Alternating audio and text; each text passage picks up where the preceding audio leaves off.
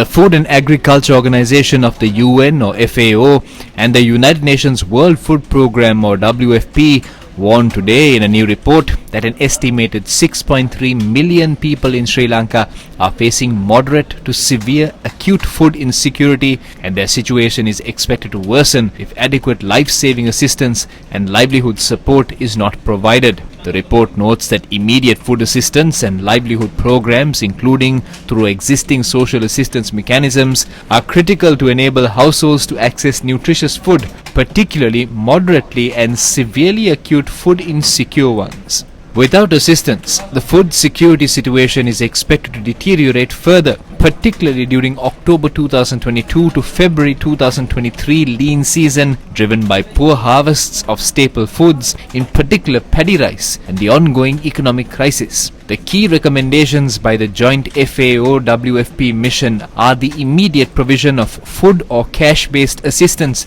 to vulnerable and marginalized communities, including pregnant and breastfeeding women, women-headed households, and persons with disabilities, to help them meet their immediate food and nutrition needs. The report also recommends the immediate provision of agricultural inputs, including fertilizers, focusing on smallholder farmers. The report outlines the need to support households to establish home gardens and backyard gardening to enhance their nutritional status, while providing adequate amounts of fuel to ensure effective planting, harvesting, transportation, and processing of food crops.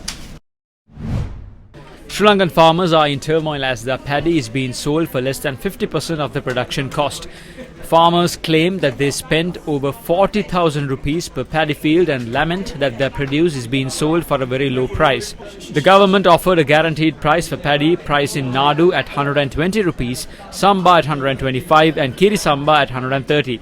However, farmers say that this is not the case. This warehouse was built spending 10 million rupees in 2019. Not a single grain of paddy has ever seen the inside of this warehouse. A bushel of paddy is going at 30 to 35. It used to be 70. The harvest is low and so is the asking price. If this continues, there will be no farmers left in Sri Lanka.